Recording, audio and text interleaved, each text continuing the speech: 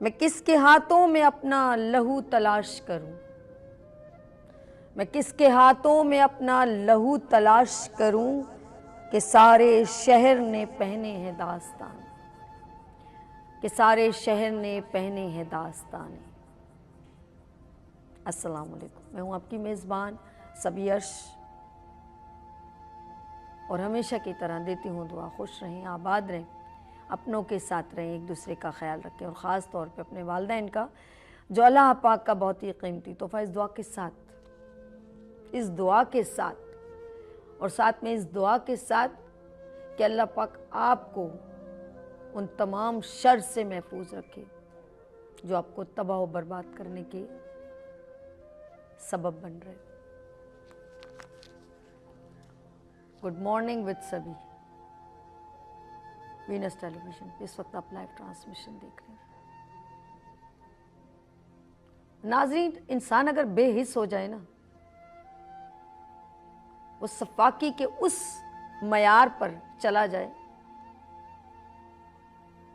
या वो पहुंच जाए वहां तक, तो उसको नीचे वाले लोग कुछ भी नजर नहीं आते। और ऐसी मखलूक अल्लाह ने पैदा की थी, उनके कद बहुत ऊंचे थे। थोड़ा इस दौर के साथ, इस सदी के साथ सिमिलरिटी कीजिएगा। एक दौर था अंबिया इकराम का कि उनकी कौम में कुछ ऐसे लोग थे जिनके कद इतने कदावर, बहुत ऊंचे, कि जान वाले, यानी कि उनके कद इतने बड़े थे कि बड़ी बड़ी ऊंची ऊंची इमारतों जैसे, और वो अपने आप को बहुत ताकतवर समझते थे और दूसरे लोगों को कुछ नहीं समझते थे। वो इतने ताकतवर थे।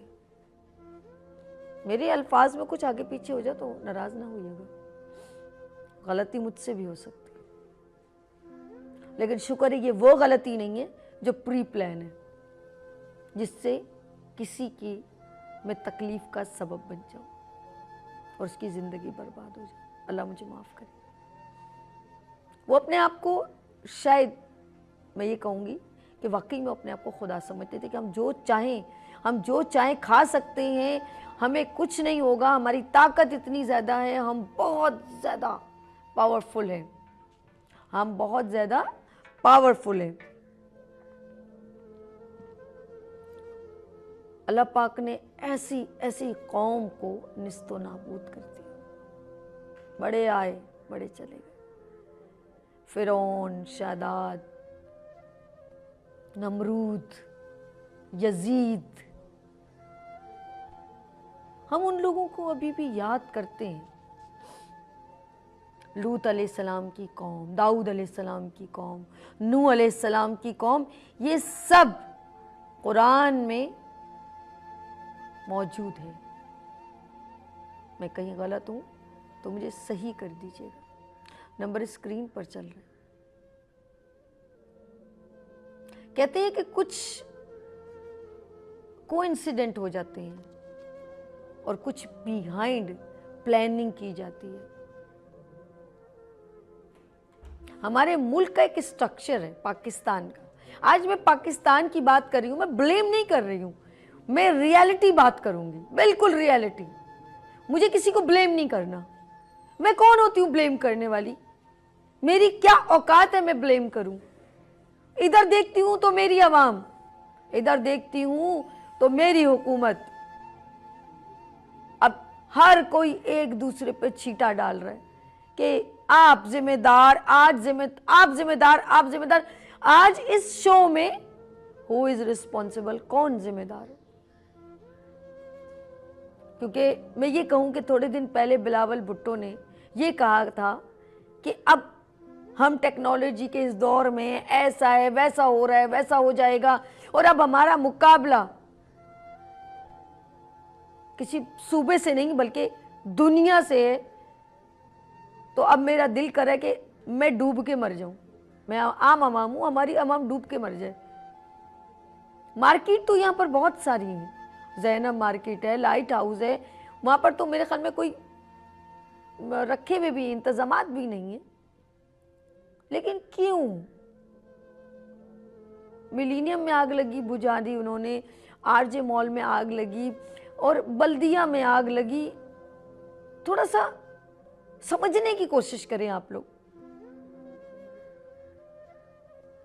गुल प्लाजा कोई इतना सा गुल प्लाजा नहीं था जो मुरझा गया, बहुत बड़े एकड़ पे मौजूद था। ऐसा लगता है वहां की आवाम जो गॉसिप कर रही थी ना, वो कह रही थी कि इसको गिराना है, लोगों को बचाना नहीं है। ये फायर सेफ्टी सिर्फ पानी डालने के लिए होती है, थोड़ा हमें समझा दें। कहते हैं कि किसी मुल्क को अगर आवाम को अवेयरनेस ना हो ना, तो वो गलती कर जाती है। बीमारी जैसे वायरल होगी तो तब बहुत सारे ऐड आ जाते हैं, पोलियो के कतरे, वायरल, कोरोना, इंजेक्शन लगाओ, ये करो वो करो, क्योंकि पीछे किसी का हाथ होता है। ये करो भाई करो। आप तो मेरे ख्याल में जानते हैं ना, रोटी खाते हैं ना, मुंह से ही खाते हैं मेरे ख्याल में। मैं कुछ गलत तो नहीं कह रही, ऐसा ही है कि नहीं? तो सबको अवेयरनेस दी जाती है। तो ये जो बैक टू बैक आग लग रही है, इसकी अवेयरनेस कहीं पर पहुंच नहीं पा रही। और जो मैप यानी कि नक्शेबाजी करे, सो नक्शा बना रहे, वो क्यों नहीं इसके ऊपर इम्प्लीमेंट करते? अंडर टेबल की तो बात नहीं करी, सॉरी, आप नाराज नहीं होगा प्लीज, माजरत के साथ। इस वक्त सब घर में शुक्र करें, शुक्र है हमारे घर वाले नहीं है, हमारे बच्चा नहीं है। और जिसके ऊपर कहर बन के गिरा होगा कि किसी का वाले साहब नौकरी पे होंगे और उनकी अपनी फैमिली, उनको पता ही नहीं है, उनकी प्लानिंग खवातीन बनाती हैं, चलो बाजार चलते हैं, वो जॉब पे हैं, एकदम वहाँ कॉल आती है, वो बच्चे वहाँ गए हुए हैं जी, वो बाजार में उधर आग लग गई, लो भाई उनके हाथ पैर फूल गए, अब क्या करें। 4 दिन 3 दिन 4 दिन हो गए, वो बाप, अब तो मेरे ख्याल में अभी क्योंकि मलबा तो पूरा गिर गया ना, अब वो बाप उधर बैठा हुआ है अपने बेटे की लाश का इंतजार, उम्मीद तो खत्म हो गई। कहते हैं हर काम अल्लाह की रजा से होता है। क्यों अल्लाह चाहते थे कि बिल्डिंग गिर जाए? क्या अल्लाह चाहते थे कि सारे जल जाए? दिल पे हाथ रख के बोले ना, आपका ईमान, आपका दीन कहता है कि अल्लाह चाहता था ये बच्ची जिसकी शादी 2 होने वाली है, वो अपनी शॉपिंग करने आई, 2 बहनें, ये जल के मर जाए, क्या अल्लाह चाहता था? अल्लाह कभी नहीं चाहता। वो 70 माओं से ज्यादा प्यार करने वाला कैसे चाहेगा कि आप जल के मर जाएं? जिसने आखिर तक कहा कि तू इतने गुनाह कर, मुझसे आखिर में भी माफी मांगेगा, मैं इतना गफूर रही हूं, मैं तुम्हें माफ कर दूंगा, वो चाहता था कि गुल प्लाजा में जितने लोग हैं वो जल के मर जाएं।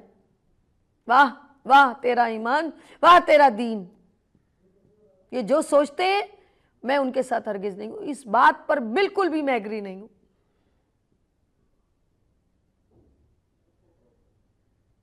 पाकिस्तान का रेवेन्यू जनरेट करने का एक बड़ा हब था, एक हिस्सा था गुल प्लाजा, एक हिस्सा था लोगों का रोजगार का, एक हिस्सा था लोगों के घर के चूल्हे जलते थे और उनके साथ और दूसरे गरीबों के चूल्हे जलते थे जो वहां पर नौकरियों पे थे।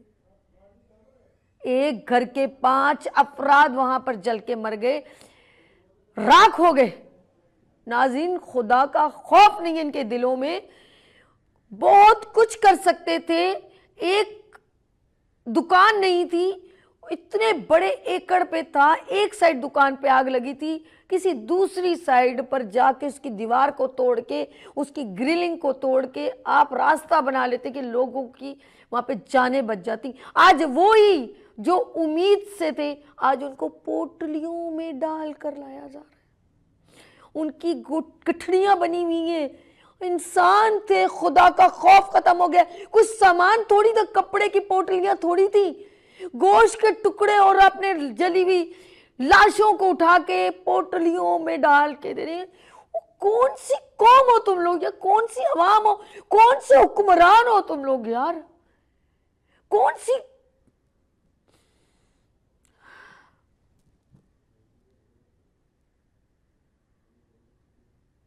कुछ नहीं आता, फील नहीं होता, कोई एहसास नहीं होता कि अल्लाह पाक को आके जवाब देने कि हम किस जगह पे बैठे हुए हैं, अल्लाह ने हमें क्या इख्तिदार दिए, हम क्या कर रहे हैं। जैसे बारिश होती है ना तो कराची खुल के नजर आ जाता है, ये है कराची। सड़कें डूब रही हैं, मियाँ बीवी बाइक में डूब रहे हैं, बच्चा पानी में गिर रहा है गटर।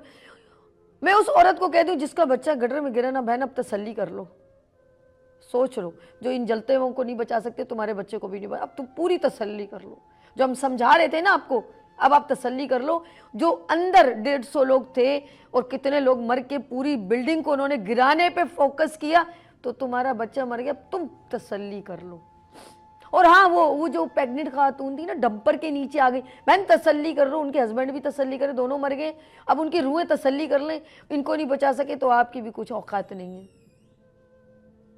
क्या उस जिसने डंपर मारा, क्या आपने उसको फांसी पे नहीं लटका दिया?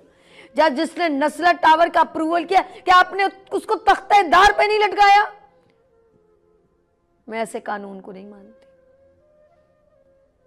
तो ये सोच लो, back to back Aahista Aahista सारी मॉल्स जलना शुरू होंगे।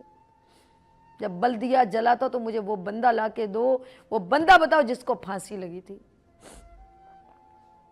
आपके पास कोई प्रूफ है? वो 250 लोगों का, सिर्फ वो लोग नहीं कसूरवार, वो लोग गुनाहगार नहीं, बल्कि ये 250, ये जो हमारी 25 करोड़ अवाम है, वो सब मुलव्विस है, सब गुनाहगार है। क्योंकि आपने आवाज भी नहीं उठाई। किसी ने पूछा? वो 250 अफराद, कल हम भी जल सकते हैं, हमारे लिए भी कोई नहीं बोलेगा, सिर्फ वीडियो बनाएंगे और मेरी तरह आके यहां पर बड़ बड़ बड़ बड़ बोलेंगे, सिर्फ कुछ नहीं कर सकते। मेरा काम आपको कुछ रुलाना या नहीं है। आज मेरा प्रोग्राम कुछ और था, लेकिन अगर मेरे दिल में ये एहसास नहीं है ना, तो खुदा की कसम इंसानियत के गिराफ से नीचे गिर गई हूं। अगर मैं बोल नहीं पाऊं तो इस जगह पर बैठकर जो अल्लाह ने मुझे दी। जब पोटलियों में आपके जिगर गोशों की, आपके जवान बेटे की लाशों को टुकड़ों में दिया जाएगा, उस बाप पर, उसकी मां पर क्या बीतेगी?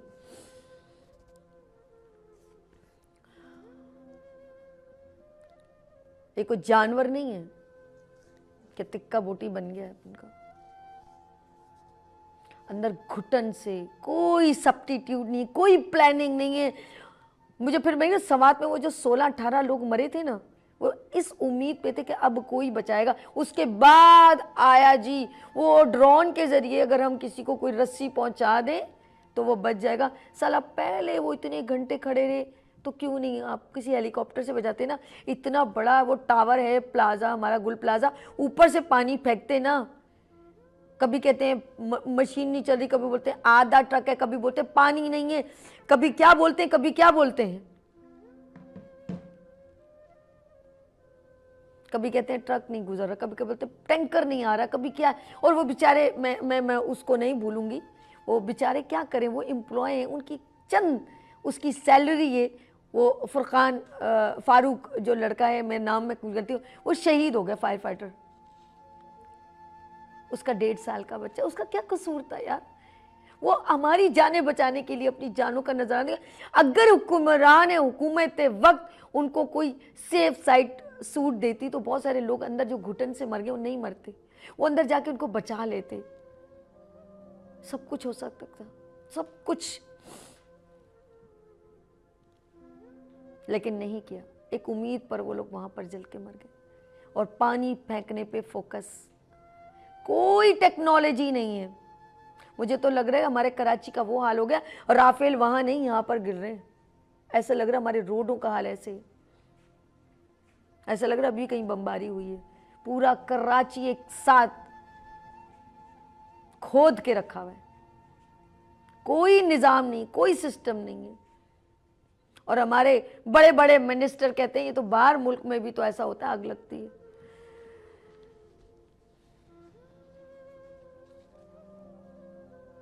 मैं किस अवाम की बात करूं? मुझे लगता है आज मैं हुक्मरानों की नहीं, इस अवाम बेस अवाम की बात करूंगी। आप लोग कब उठेंगे, कब बोलेंगे? बस यही कहते रहेंगे मेरी तरह कौन जिम्मेदार, कौन जिम्मेदार? कहाँ गया वो प्लाजा का मेंटेनेंस संभालने वाला? उसको किसी ने नहीं बुलाया, उससे किसी ने नहीं पूछा, उसने क्या इम्प्लीमेंट किया, अंदर लोग घुट के मर गए। वो ऊपर किसी को, थर्ड फ्लोर था या फोर्थ फ्लोर, वहां पर किसी को भेजता, वो जो ऊपर के दरवाजे थे कटर से किसी तरह खुलवाता, लोग निकलते, दूसरी साइड जहां बिल्कुल सही था, जहां आग नहीं गई थी, वहां से दीवार तोड़ के उनको निकालने का कोई तो निजाम अल्लाह का बंदा करता। यार मैं आप लोगों को नहीं, मैं इसलिए मैं आप ही को बोल रही हूँ, जो मालिक है ना प्लाजा का, बिल्डर है, उससे कहूंगी, क्योंकि अब आप लोग यूज टू हो गए, आपको पता कचरा आपने खुद उठाना है, किसी को मैंने को तो कॉल नहीं करेंगे आके प्लीज कचरा उठा दे, यूज टू हो गए ना। गैस चली गई, सिलेंडर है, मैं बता रही हूँ आपको, आप यूज टू हो गए। आप 3 दिन बात करेंगे पेट्रोल की कीमत बढ़ गई, चौथे दिन आप कहेंगे छोड़ यार अब किस चक्रों में पड़े। आपको सही मैंने वाकया सुनाया था, आप हो इसी काबिल, ये अवाम है इसी काबिल। वो याद है मैंने आपको एक बादशाह का किस्सा सुनाया था, भूल गए आप? एक बादशाह का कानून, सुनो सभी की आवाज में, सुनो सभी की आवाज में, एक बादशाह का कानून। एक बादशाह को एक जगह मिली, सीट पर राजमान हो गया। वजीर ने आके उसके कान में कहा कि इन पर रोज 100 रुपए का टैक्स लगाए। बादशाह ने कहा नहीं, ऐसा नहीं किया जाए, अवाम परेशान हो जाएगी। उसने कहा यह अवाम नहीं परेशान होती, सही कहा था उसने। लगाया 100 रुपए का टैक्स। अवाम ने बोला ओह, बोले इस जगह से गुजरने के लिए, अब सोचे ये मैं बहुत पुराने बादशाह की बात कर रही हूं, इस दौर में कहां पर गुजरने की गाड़ियों का टैक्स है। उन्होंने बोला आप 100 रुपए टैक्स दो। बोलो यार देर हो रही है, दूसरी जगह जाना है, कारोबार भी है, लो 100 रुपया। कुछ नहीं बोले। दूसरे वजीर खुशी खुशी आए, देखा अवाम ने कुछ नहीं बोला, हैप्पी हैप्पी हैप्पी, खुश खुश। उसने कहा अब लगा 1000 का टैक्स। बोले ओह चलो आप ज्यादा जज्बाती नहीं होते, हम 200 रुपए कर लेते हैं आपके लिए, आप टेंशन ना लें। 200 रुपए का टैक्स। बोले यहां से गुजरने के 200 रुपए लगेंगे। फिर सोचे इस दौर का और उस दौर का बादशाह। बोला यार 200 रुपये। बोला यार 200 रुपये दे देंगे तो हमारे पास पैसे क्या बचेंगे, हमने वहाँ कारोबार करना है, चलो दो इनको 200 रुपये। बादशाह ने मना किया था। बोले वजीर ने बोला नहीं नहीं नहीं, ये जो नीचे के लोग होते हैं ना कहते नहीं नहीं नहीं कुछ नहीं होता, कुछ नहीं, सब अच्छा है, सब अच्छा है, सब अच्छा। उनके कान में डालते रहते हैं, वो भी कहते हैं सब अच्छा है, पैसा आ रहा है ना, सब अच्छा है। बादशाह ने बोला किसी ने कुछ नहीं कहा। बोले नहीं किसी ने कुछ नहीं कहा। बोले एक काम करो, अब 200 रुपये के साथ 100 छितर भी लगाओ इनको, चलो 100 नहीं 10 छितर लगाओ। अवाम बोला यार, और वहां पर थे 2 दरबान होते ना 2, उन्होंने बोला अब यहां से गुजरने के 200 रुपये नहीं 500 रुपये लगेंगे और साथ में 10 छितर भी लगेंगे। बोले ये सब लोग जमा हुए और जाके बजाया घंटा। और इस दौर में भी हमारे कराची में भी घंटे बजने लगे, घंटा बजाया, टक टक टक टक, बादशाह सलामत, दुआई है दुआई। ओ वजीर साहब भागते भागते बादशाह के अवाम आई, अवाम वाले बोला अब तो गई नैया पानी में। बड़े गौर का एंड है, गौर से सुनिएगा। 1 घंटा बजा और जाके बादशाह सलामत पास के गए और बोला अवाम आ गई। बोला देखो मैंने वजीर मैंने बोला था ना अवाम आएगी। बोला चलो सुनो तो सही उनकी दुआई, सुनो तो सही इस अवाम की दुआई, ये बोल क्या रहे हैं। और वाकई में उन्होंने जो बोला वो सुनने के काबिल है। उन्होंने कहा बादशाह सलामत 500 रुपये ले लें, 10 छितर भी लगा लें, लेकिन अपने लोग बढ़ा लें, हमें आगे भी जाना होता, लोग ज्यादा हैं, छितर खाने के लिए लोग ज्यादा हैं। आप वो अवाम हो गए। कभी आप पर गैस का टैक्स, बिजली का टैक्स, एक्स्ट्रा टैक्स, पेट्रोल का टैक्स, हर e challan, V challan, D challan, सब कुछ बनेंगे आप पर और आप देंगे। ताजिर बिरादरी का प्रोग्राम मैंने यहाँ किया, उन पर एक्स्ट्रा पैसे लगाए गए। वो आके रोए, बताया ऐसा ऐसा ऐसा, हम इधर गए, हम उधर गए, हम उधर गए, लेकिन उनकी कोई सुनवाई नहीं हुई। क्योंकि जब इंसान बेहिस हो जाए ना, कानों को बंद कर दे, तो आप कितना भी चिल्ला लें उसको टका भी फर्क नहीं पड़ता। अब ये जल गए, ये जो लोग गुल प्लाजा में जल गए, इनकी तमाम ऑफ कोर्स जो उनकी दुकानें, उनका माल है, रमज़ान आने वाले था, कोई कहता 1.5 करोड़, कोई कितना कितना उन्होंने माल, जब वो तो गया। हुकूमत वक्त जिम्मेदारी, मैं साफ बताऊँ, आप लोग प्लीज़ तसल्ली पर रहें, हुकूमत वक्त बिल्कुल रिस्पॉन्सिबल नहीं है। और कभी ऐसा भी वक्त आया कि किसी का घर जल गया, उसको बिजली का ये सॉरी सैलाब आया। ये बड़ा सरप्राइज, हमारे मुल्क में बड़े सरप्राइज होते हैं। हम एक नई दुनिया में रहते हैं ना, हमारी अलग से दुनिया है। अलिफ लैला की दुनिया अलग है, ये दुनिया अलग है। उस बंदे का पानी में घर, जो आपको पता है एक बड़े मिनिस्टर ने उस जगह दी थी ना, उस समय यार बात नहीं कहते, आप लोग समझदार हो गए, उसका पूरा घर धो गया, उसको बिल आ रहे बिजली के बिल। अब बताएं किसको पकड़ेंगे आप? किसी को नहीं पकड़ सकते। उसके घर को तबाह हुए, और एक और मिनिस्टर है माशाल्लाह, एक से बढ़कर एक, कहते हैं ना बड़े मियाँ बेड़े मियाँ छोटे मियाँ, सुभान अल्लाह, बड़ा खूबसूरत सरप्राइज एक और देती हूँ। उन्होंने कहा कि ये आपको पता है सैलाब, तो हर सैलाब ये, अरे आप तो सैलाब के भी यूज्ड टू हैं, जो सैलाब आता है ना हर साल, जिसका बहुत सारा फंड बहुत सारे लोगों को मिलता है, वो आप पर भी लगता है ना, पर लगता ही है, आपकी तो ऐसी लगती है, बचती है आपकी तो। अच्छा वो मैं बता रही थी, आपका सैलाब से जब आपका पूरा गांव तबाह हो गया ना, तो एक मिनिस्टर आए, उन्होंने पता क्या कहा, इनका 3 महीने का बिल हम माफ कर देंगे। अबे उनका घर ही नहीं है तो बिल माफ करके तुम किस पर एहसान कर रहे हो? अरे यार ये लोग ऊपर से खाली हैं क्या?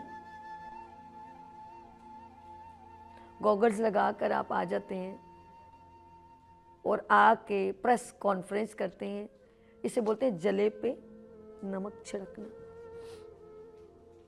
जिनका लखते जिगर, जिनकी बेटियां, जिसका शौहर, जिसका जवान बेटा, वो सारे मर गए, आप उनका नेमुल बदल कर ही नहीं सकते। और ये Karachi mini Pakistan, call to mini Pakistan, और हम मर रहे हैं, जल रहे हैं। कराची जल रहा है, कराची मर रहा है, कराची तबाह हो रहा है, लेकिन इसको ही नोच नोच के खाना है। एक नया रूल पास होगा जी। उन्होंने बड़ी कोशिश की किसी तरह इस जगह को हथिया लें, लेकिन नहीं समझ में आया। अब पता क्या, हम हर एक दूसरे को ब्लेम करेंगे जी।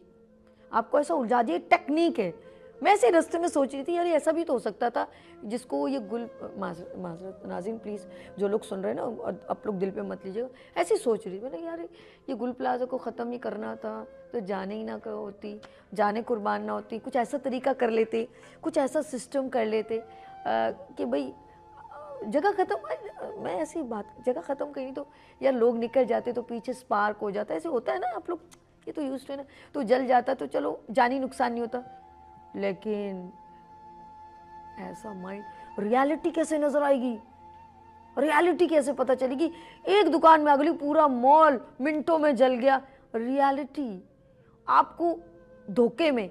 जैसे कभी कभी एक नया कोई निज़ाम लाना होता है ना, आपको पेट्रोल की लाइनों में लगाते थे, ट्रक ट्रक की बत्ती के पीछे आप उसमें उलझते रहते हैं, आज चीनी की कीमत बढ़ा देंगे, आप सब उसमें लग जाएंगे, वो अदर कुछ और काम चल रहा होता है। तो आप अब एक दूसरे को ब्लेम करें, मैं आप पर, आप मुझ पर, आप उलझे रहेंगे, और जिसके घर के चिराग गुलोगे वो गुलोगे। ऐसे कानून को कौन मानता है? और प्रोग्राम आज करेंगे हम गुड मॉर्निंग विद सभी के साथ, आखिर जिम्मेदार कौन? रहिएगा आप मेरे साथ।